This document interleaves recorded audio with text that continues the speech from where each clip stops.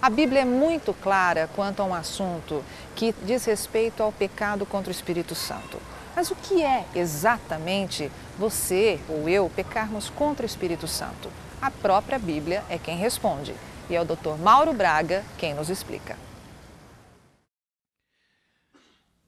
Dois amigos não se viam há muito tempo, há muitos anos. Fizeram faculdade juntos e os anos passaram, tomaram rumos diferentes, até que um dia, isso é comum acontecer, se encontraram num supermercado. 10 anos depois, né? Barriga, casado, tal. E aí um fez o convite para visitar a casa do outro, vai na minha casa, tal, e o sujeito foi lá, tocou a campainha no dia combinado, atendeu uma moça, pediu para ele entrar e falou assim, ó, o fulano foi ao supermercado, mas pediu que se você chegasse, você, por favor, se acomodar, ele já está chegando. E quando ele entrou na sala da casa do amigo, ele tomou um susto. Viu uma menina paraplégica sentada na sala numa cadeira de rodas. E pela conversa percebeu que era filha do seu amigo. E ele pensou, meu amigo tem uma filha paraplégica? Ficou assim, chocado com aquilo, e a menina começou a conversar com ele, logo ouviu o barulho do carro na garagem, um amigo encostando, entrou, só que ele chega com uma caixa enorme, segurando assim a chave e a caixa, era uma TV, e a menina começou a gritar assim, papai, papai, você comprou o presente para a mamãe? A TV para a mamãe? Hoje é aniversário da mamãe. E o pai acalmava a filha, disse, comprei filha, nós vamos dar para ela. E a menina disse assim, não pai, eu quero dar, dá aqui para mim que eu vou dar. Aí aquela caixa pesada, e o amigo vendo aquela situação constrangedora, e a menina queria porque queria a caixa. E o pai, filha, deixa que o papai vai dar, você vai dar junto. Não, pai, eu quero dar, põe aqui no meu colo que eu quero dar a caixa para a mamãe. A mamãe está tomando banho no andar de cima da casa, e ela queria levar a caixa. E o amigo vendo aquilo falou, como é que a menina paraplégica vai levar uma caixa pesada dessa até o andar de cima? E vendo aquela situação constrangedora, mas como a menina não parava de pedir, para acalmá-la, o pai foi e carinhosamente depositou aquela caixa pesada no colo da garota na cadeira de rodas. E assim que ele acabou de colocar, a menina olhou para o pai e disse assim, agora você me pega no colo com a caixa e me leva lá em cima. Qual é a lição que eu aprendo? Há uma lição para nós. Sabem, todos nós somos aleijados espirituais. Todos nós, espiritualmente, somos aleijados. E essa menina deu uma lição para nós. É que às vezes nós queremos carregar os nossos defeitos de caráter, os nossos erros, as nossas faltas, e não dá para fazer isso. E essa menina deu para nós aqui o segredo. Pede para Deus te pegar com a caixa dos seus problemas, das suas faltas, e pede para Ele te levar no colo junto com os seus problemas. E você vai ver a diferença. Não tente carregar sozinho, porque você não vai conseguir. Peça para Deus, peça para o Pai. Senhor, me pega no colo junto com a caixa dos meus problemas e me leva para cima. Que lição essa garota deu para nós? E eu quero começar o estudo dessa noite, dentro desse espírito.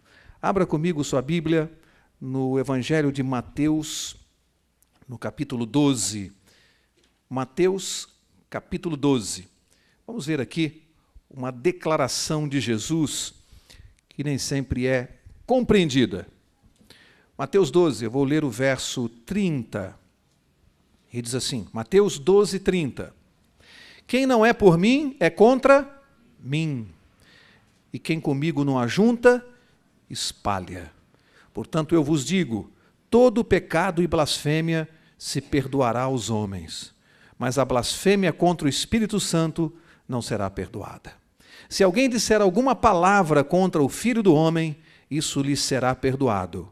Mas, se alguém falar contra o Espírito Santo, isso não lhe será perdoado, nem neste mundo, nem no futuro. Muitas vezes, diversas vezes eu já fui abordado com pessoas me perguntando, Mauro, afinal de contas, me explica porque eu não consigo entender bem. O que é ou o que vem a ser o pecado contra o Espírito Santo? E algumas pessoas têm alguma dificuldade de entender isso, se confundem, alguns ficam assustados quando leem esse assunto, porque Jesus disse que esse pecado não será perdoado. É grave isso. Um pecado na Bíblia que não é perdoado. Homicídio é perdoado? Sim ou não? Adultério é perdoado? Sim ou não? Se houver arrependimento, todo pecado é perdoado. todo, qualquer um. Não existe pecado que não seja perdoado, exceto contra o Espírito Santo. É importante saber exatamente o que é o pecado contra o Espírito Santo? Sim ou não? Não é importante saber qual é o pecado que Jesus Cristo disse, este não será perdoado. Alguma coisa muito grave para Jesus dizer, este pecado ou para este pecado não tem perdão. E tem gente que fica assustada com esse tema e não consegue compreender o que é esse pecado, quando ele se consuma, de que forma ele se consuma. Então, esta noite, vamos ver pela Bíblia, pela palavra de Deus, o que vem a ser pecado contra o Espírito Santo, como é que ele se consuma e o que eu tenho que fazer na minha vida para não cometer o pecado que não tem perdão. Vamos ver juntos? Abre a sua Bíblia no Evangelho de João, capítulo 16. Vamos deixar a Bíblia falar, ela explicar o que vem a ser esse pecado tão grave aos olhos de Deus. Evangelho de João, capítulo 16, eu vou ler o verso 8, para que nós possamos entender a gravidade deste pecado. Por que ele não é perdoado? Evangelho de João, capítulo 16, verso 8, o texto é o seguinte: quando ele vier, referindo-se ao Espírito Santo, basta você ler os versos anteriores, quando ele vier, convencerá o mundo do pecado, da justiça e do juízo. Qual é uma das principais funções do Espírito Santo? Está aqui nesse texto. Convencer do pecado. Sabe o que a Bíblia está dizendo? Não fosse a presença do Espírito Santo, algum de nós se converteria? Nenhum de nós. Não haveria salvação para nós. Porque a Bíblia diz, com todas as letras, que eu só aceito que estou errado, só aceito que eu preciso de Jesus, porque o Espírito Santo de Deus trabalhou na minha mente e no meu coração para me convencer. Esse é um trabalho do Espírito Santo. Fundamental para a nossa salvação. É o convencimento do pecador da sua verdadeira situação. Se esse é um trabalho do Espírito Santo, ou uma das suas principais atividades, por que pecar contra o Espírito Santo não tem perdão? Vamos ver? Por que não tem perdão? Nós vamos ver, de início, eu quero já deixar claro uma definição que facilitou muito a minha compreensão desse assunto. Quem sabe facilite a sua. Porque quando eu comecei a estudar esse assunto há anos atrás, eu também fiquei aqui na minha mente, mas espera aí, quando é que se consuma este pecado? Qual é o momento que eu posso dizer assim, agora pequei contra o Espírito Santo? E aí, eu aprendi uma coisa que eu quero transmitir para vocês. A grande diferença entre o pecado qualquer, e o pecado contra o Espírito Santo é simples de você entender e não vai esquecer nunca mais. A grande diferença, guarde isso, todo pecado se consuma num ato, num só ato, qualquer pecado. Homicídio é um ato, você pratica homicídio num ato, adultério num ato, é um ato, e você consuma aquele pecado, e esse tem perdão. Pecado contra o Espírito Santo não se consuma num ato, ele é um processo. Então você não vai esquecer mais isso. Toda vez que esse pecado é configurado por um ato apenas, você não pecou contra o Espírito Santo. Pecado contra o Espírito Santo é um processo que tem fases e etapas. Ele é tão grave, Deus é tão misericordioso, que Ele está dizendo assim, ó, não é um ato isolado que vai fazer com que você peque contra o Espírito Santo e não tenha perdão. Não, não é um fato isolado, para você ficar preocupado. Puxa vida, eu tenho que tomar cuidado com isso aqui, senão eu vou pecar contra o Espírito Santo. Não.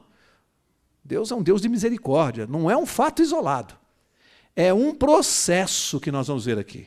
Portanto, para você cometer esse pecado grave, você tem que passar por todo este processo. Significa que você vai ter vários alertas do Espírito Santo, várias mensagens, vários bilhetinhos. Olha, cuidado, cuidado. É um processo. É preciso você desobedecer vários sinais, vários semáforos para você cometer. Vamos ver como é que é isso? Eu vou colocar em 3 passos. Vamos resumir esse pecado em 3 passos principais. Para que ele se consume, é preciso que você dê esses 3 passos aqui. Vamos ver o primeiro? Eu disse que é um processo e vou mostrar isso pela Bíblia. Primeiro passo, Apocalipse capítulo 3. Apocalipse capítulo 3, verso 20. Muito conhecido nosso. Aqui está o primeiro passo para quem entrou na estrada do pecado contra o Espírito Santo. Primeiro passo, Apocalipse 3, verso 20. Diz assim: eis que estou à porta e bato. Se alguém ouvir a minha voz e abrir a porta, entrarei em sua casa e com ele cearei e ele comigo. Jesus está dizendo assim, ó, eis que eu estou à porta e o que ele faz? Ele arromba, ele mete o pé na porta. Interessante que desse texto aqui eu posso depreender o seguinte: esta aqui é uma porta que só tem maçaneta pelo lado de dentro. Jesus bate, a maçaneta está pelo lado de dentro. Você abre ou não, aqui está falando da porta do seu coração. Jesus bate, ele não arromba, ele não força a sua vontade, ele bate. A maçaneta é pelo lado de dentro. Você abre a porta para ele ou não, é uma escolha sua. É uma escolha sua, ele respeita. Eu pergunto, o inimigo de Deus, o nosso inimigo, ele bate a porta do seu coração? Ele mete o pé na porta. Ele não respeita o que você pensa, o que você acha, ele não respeita a sua decisão. O inimigo, ele não quer saber o que você pensa. Ele te força, ele não respeita nada. Significa que com Deus depende de uma decisão sua. Com Satanás, não depende de nada, depende apenas de você não estar com Deus. Por isso Jesus disse, quem não está comigo, está contra mim. Você não tem a minha proteção, você está completamente entregue. Ele vai arrombar as portas da tua vida. É grave isso. Com Deus eu preciso tomar uma decisão. Com o diabo, eu não preciso tomar decisão nenhuma. O simples fato de não me decidir ao lado de Deus, eu já estou do lado do diabo. Esse é o problema. Então tem gente que fala assim, não, eu não tenho nada a ver com o diabo na minha vida, eu não vou escolher o diabo. Não? Você já escolheu Jesus? Não, ainda não. Então, lamento te comunicar. Você já definiu um lado. Lamento te comunicar, mas é assim mesmo. Porque ele não precisa da sua escolha. Esse é o primeiro passo, Jesus bate a porta. Aí o que acontece se você não abre? Efésios capítulo 4. Efésios 4. Vamos ver o que acontece se você não abre a porta. E aí você vai dar o primeiro passo. Efésios 4, verso 30. E diz assim, e não, o que diz a sua Bíblia? Entristeçais o Espírito Santo de Deus, no qual fostes selados para o dia da redenção. Primeiro passo para a consumação do pecado contra o Espírito Santo. Entristecer o Espírito de Deus. Tem alguma dificuldade aqui? Alguém, mas como é que eu vou entristecer o Espírito Santo? Ficou claro, Jesus bateu a porta do seu coração e você não abriu. Ele bateu uma vez, você não abriu, bateu a segunda, bateu a 10ª, você está entristecendo o Espírito Santo.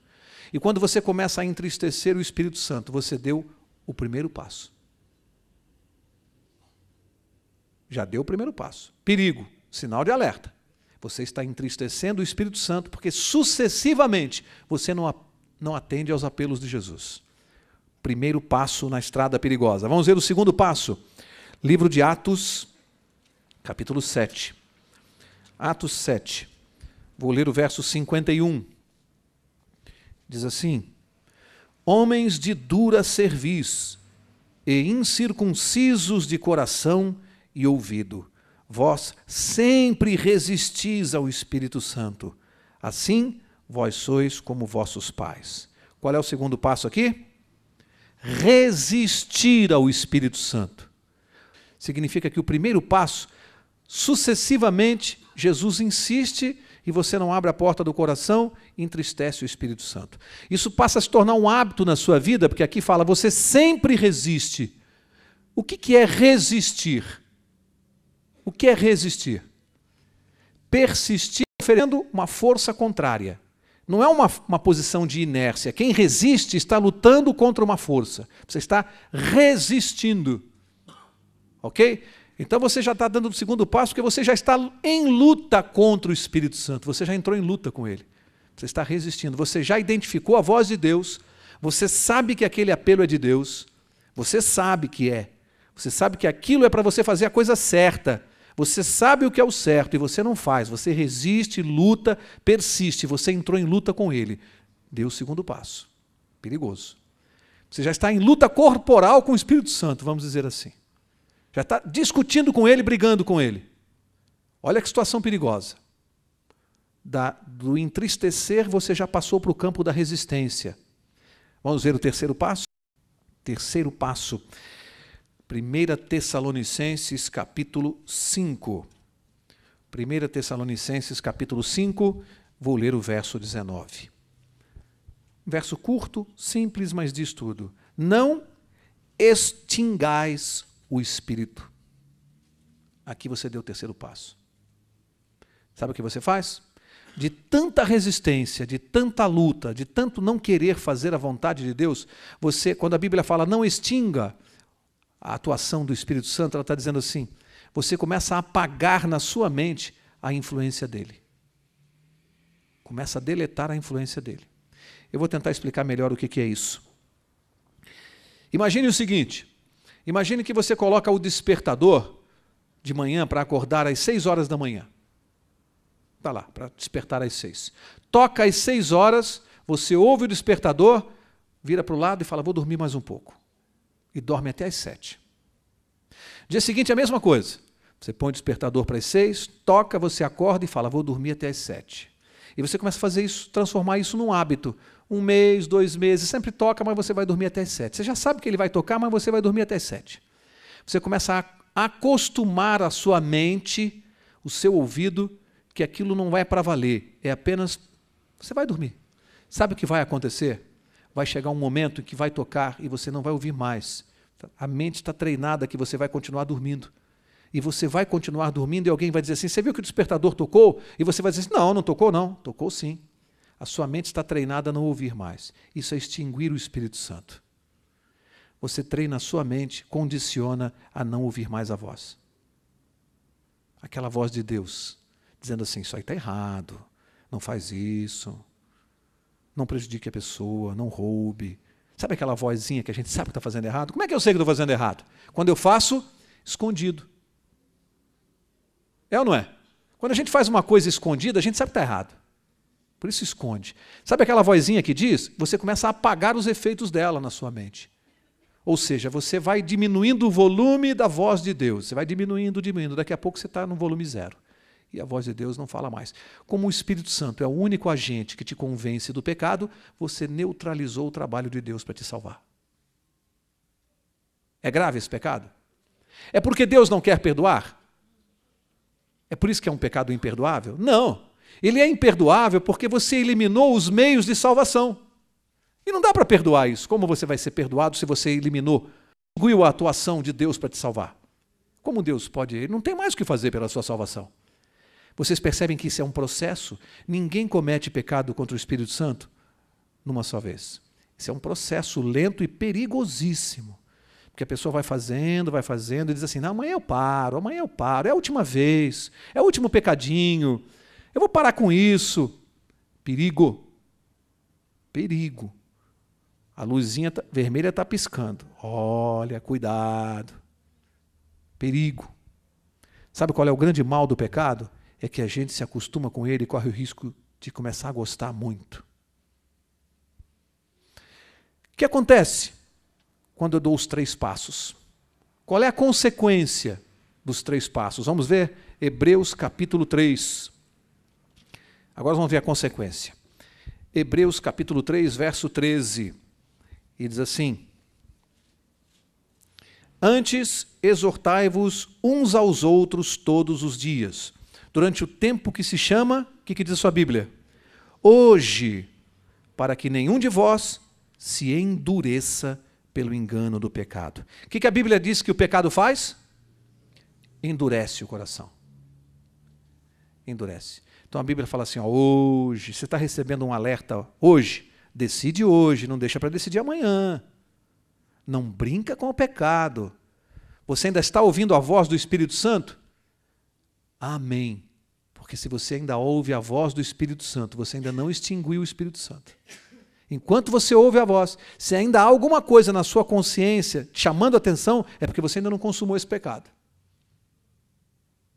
Uma vez alguém aqui na classe bíblica, ao sair, estava muito preocupado e falou, Mauro, eu tenho a maior dúvida.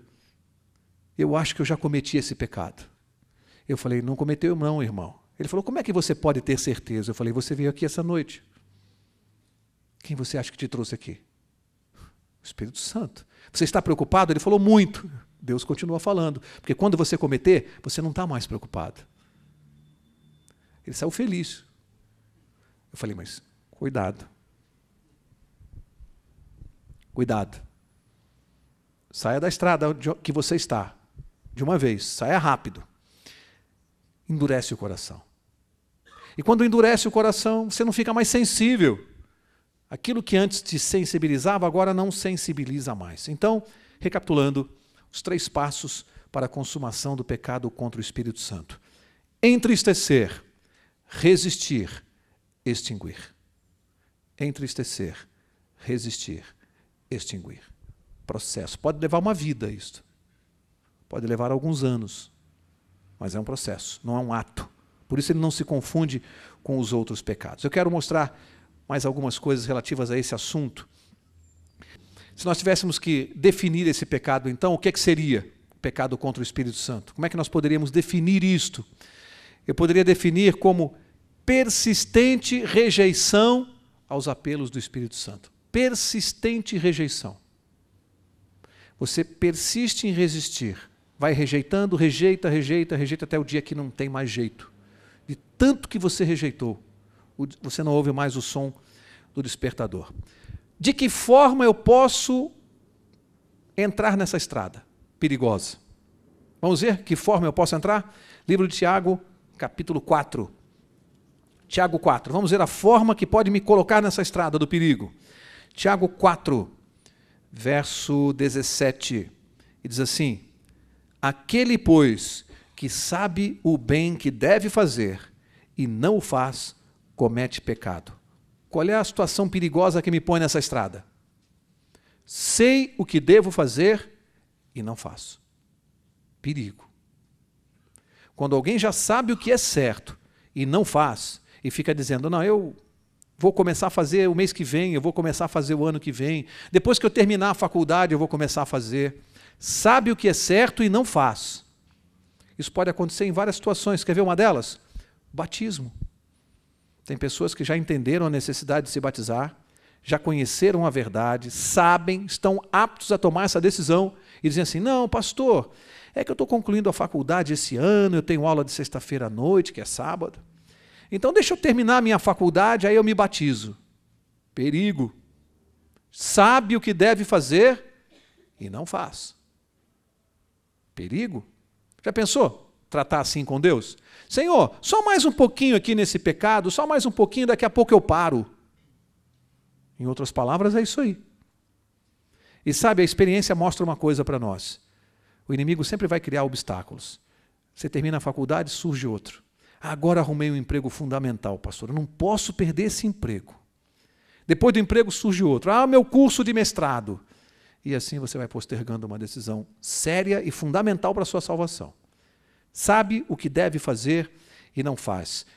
Agora abra em Salmo, capítulo 19, que eu quero mostrar para vocês uma coisa muito importante nesse processo aqui do pecado contra o Espírito Santo. Salmo 19, veja comigo o verso 13. Salmo 19, verso 13. Olha o que diz aqui. Também de pecados de presunção, ou em algumas traduções, soberba, outras diz pecados de presunção.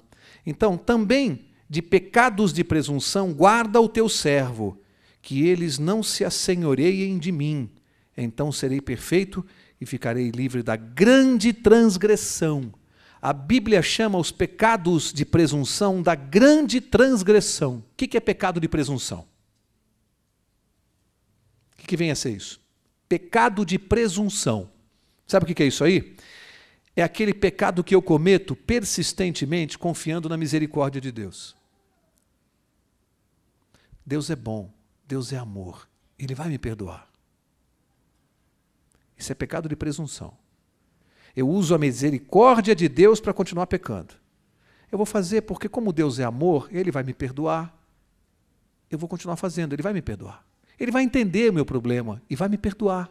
A Bíblia chama isso de pecado de presunção e chama de a grande transgressão. É uma grande transgressão, porque você utiliza a misericórdia de Deus para justificar o que você está fazendo de errado. Confia presunçosamente na misericórdia de Deus. Perigo. Porque o pecado de presunção pode levar ao pecado contra o Espírito Santo.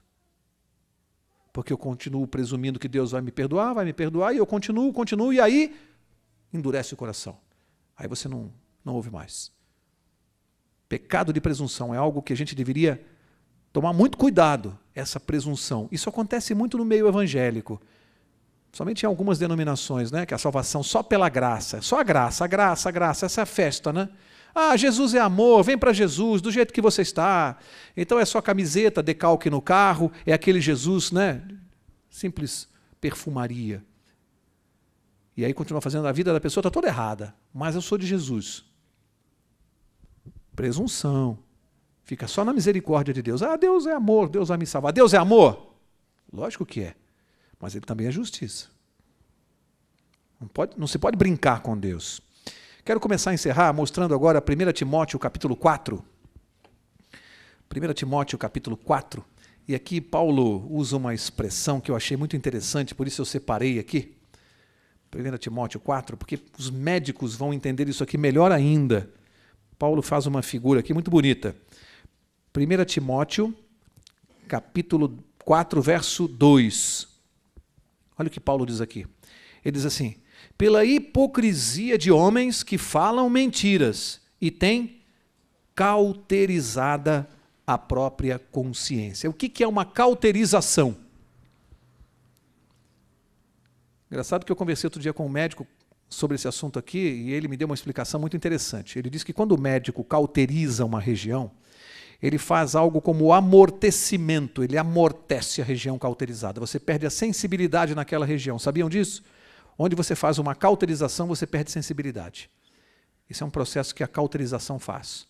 Então, quando Paulo diz tem a mente cauterizada, ele usou uma expressão técnica e perfeita. Porque você amortecer a mão, a carne, a pele é algo fácil de entender, mas você amortecer a mente, como Paulo foi feliz nessa expressão, você adormece a sua mente, a sua capacidade de ouvir os apelos do Espírito Santo. Cauterização da mente, disse Paulo. Amortece, adormece, fica insensível, perde sensibilidade, fica insensível. Perigo.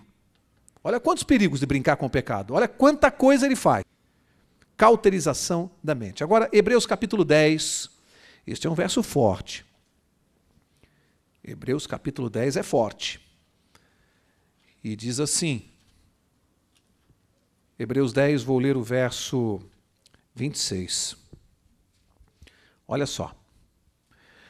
Se voluntariamente continuarmos no pecado, depois de termos recebido o pleno conhecimento da verdade, já não resta mais sacrifício pelos pecados, mas certa expectação horrível de juízo e ardor de fogo que há de devorar os adversários. Paulo está dizendo assim, se voluntariamente, ou seja, é uma escolha consciente sua, é uma opção sua de vida, você, após ter o conhecimento da verdade,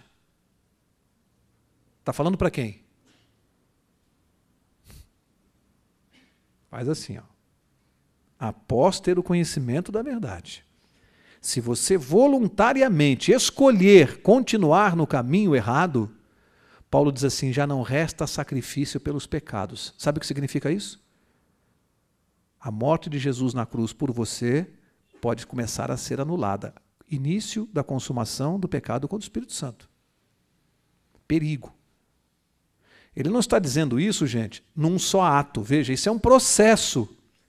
Isso não é assim, bom, eu conheço a verdade, pequei. Não, aí não se aplica isso aqui. Aí você vai lá para 1 João capítulo 2. Filhinhos, escrevo isso para que ninguém peque. Mas se alguém pecar, temos um advogado junto ao Pai, Cristo Jesus. Aí vai lá. Ele não está falando de um ato isolado. Ele está falando se você, após conhecer a verdade, se mantiver voluntariamente no erro. Voluntariamente. O que ele está querendo dizer? A situação dessa é mais grave do que aquele que não conhece a verdade. Toda. Ele falou em pleno conhecimento da verdade. Pleno. Por isso que eu falei, faz assim com o dedo. Isso é para nós. Então ele está dizendo, ó, a situação desse aqui, em direito nós usaríamos uma expressão jurídica que é agravante. Isso é uma agravante. Isso complica a situação da pessoa. Agravante. Então, Paulo está dizendo assim, cuidado, se isso se aplica a você, isso é uma agravante. Sai logo desse caminho aí, porque você entrou na estrada do pecado contra o Espírito Santo. Percebem quantos versos tratam do mesmo assunto? Dando alerta para a gente? Olha, um sujeito foi fazer uma excursão num lugar montanhoso e muito gelado. Muito gelado. E foi lá, estava passeando, tal, foi subindo, escalando o monte, e de repente, num determinado ponto, ele teve uma dificuldade ali, tentou descer e começou a escurecer, e ele não conseguia resolver a dificuldade, e percebeu que ia escurecer e no escuro não dá mais para descer. E começou a tentar ajeitar um lugar ali para passar a noite, só que extremamente gelado, abaixo de zero. E ele pensou, bom, se eu não conseguir aqui uma fogueira, eu vou morrer congelado aqui. Aí começou a juntar um pouco de palha, de capim, tentou fazer alguma coisa, juntar ali para fazer uma fogueira. E aí foi pegar a caixa de fósforo, tinha um palito, ventando demais. E ele pensou, e agora? Meu único palito. Tirou o casaco, tirou o boné, tentou proteger de tudo quanto é jeito o vento. E ficou ali, antes de riscar o palito. Imagine, se o vento apagar ou se não funcionar. Ele dependia daquilo. E ali mentalizou, protegeu o máximo que ele pôde, riscou, e até que acendeu o fogo. E ele passou um susto danado, porque entre a vida e a morte dele havia um palito. Será que tem alguém dependendo de um palitinho? Mais uma chance. Porque pecado contra o Espírito Santo, gente, é um processo. Mas se você estiver nele, e você sair desta igreja e for assaltado aí fora, acabou para você. Foi um palito. Você morre no estado que você está. Esse é o perigo. E a gente não prega aqui um evangelho alarmista, não. Mas é uma realidade. Numa cidade como a nossa, extremamente perigoso. Portanto, se alguém está nessa estrada, é hora de parar e pensar. Porque você pode estar por um palito para perder a salvação. E Deus, esta noite, sabe quem está trabalhando aqui? O Espírito Santo, no trabalho de convencimento. Mais uma vez apelando para a sua consciência, dizendo, para com isso, larga isso, abandona isso. Trabalho de convencimento do Espírito Santo. Mais um recado, mostrando que realmente Ele está disposto a nos salvar. Pecado imperdoável é aquele que nós não reconhecemos. A pessoa que está nessa estrada não reconhece que está errado. Não odeia esse pecado, gosta dele ainda, está amarrado a ele, não odeia, não se arrepende e não abandona. Esse é o perigo da situação. Eu pensava que macacos gostassem só de banana, mas descobri aí algum tempo atrás que macaco adora amendoim. Você sabia disso?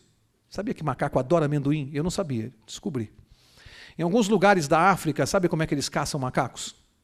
Eles fixam uma lata no solo, enchem de amendoim, tampam, fazem um orifício na tampa para passar direitinho a mão do macaco.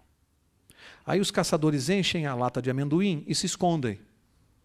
O macaco ele vem pelo cheiro, pelo faro, fica louco por amendoim. Quando ele descobre onde está o amendoim, ele enfia a mão lá dentro, enche a mão de amendoim e aí fica preso. A mão não sai. E os caçadores vêm e sacrificam o animal. Mas vocês sabem por que é que o macaco fica preso? Ele gosta tanto de amendoim, mas tanto, ele é alucinado por amendoim. Ele gosta tanto que ele não abre a mão e não solta o amendoim. Porque se ele abrisse e soltasse, a mão sairia do mesmo jeito que entrou, bastava soltar. Mas ele gosta tanto, ele se apegou tanto ao amendoim, que ele agarra o amendoim e não solta de jeito nenhum, mesmo que ele arrisque a vida dele, mas ele não solta. E aí eu quero fazer uma pergunta aqui. Qual é o seu amendoim qual é o meu amendoim. O que será que nós estamos apegados, porque a gente se acostumou a gostar, e a gente ainda está segurando firme e está pondo em risco a nossa vida eterna? Sabe qual é o recado de Deus essa noite para nós? Abre a mão e solta esse amendoim. Solta o seu amendoim, seja lá qual for. Cada um sabe qual é o seu amendoim. Pode ser um pecado escondido, pode ser um monte de coisa, pode ser uma filosofia de vida, pode ser uma religião equivocada, que você já sabe que está errado e não abandona. Pode ser muita coisa o amendoim. Pode ser muita coisa. Pode ser um ídolo, pode ser dinheiro, pode ser poder, pode ser trabalho, pode ser tudo aquilo que te impede de ir a Jesus. Isso é amendoim. Tudo aquilo que se entrepõe entre você e Deus, isso é amendoim. E Deus está dizendo, solta. Larga isso porque essa estrada é perigosa. Que Deus abençoe a cada um de vocês. Que esta noite, esse estudo não teve o objetivo aqui de assustar ninguém, nada disso. Aqui é o Evangelho da salvação. Esse aqui é o nosso Deus de amor. É Jesus Cristo que nos ama com todo o carinho, dizendo assim, eu gosto tanto de você, que eu não gosto de ver você viciado nem apegado a nada que não presta. Eu não gosto de te ver agarrado com o que te faz mal. Solta isso. Larga isso, porque isso não faz bem para você. Eu te amo tanto e eu não quero perder você. Que cada um de nós possamos voltar para casa esta noite, tendo essa mensagem pelo seu aspecto positivo, sabendo que o Deus que me ama me mandou um recado. E sabendo que nós aqui, nenhum de nós cometeu pecado contra o Espírito Santo. Pelo simples fato de estarmos aqui. Nenhum de nós cometeu. Isso é a coisa mais maravilhosa que o Evangelho tem. Que Deus abençoe a cada um de vocês. Fiquem com Deus. Se você tem alguma dúvida sobre este assunto, entre em contato conosco através do e-mail que aparece no seu vídeo. Até a próxima!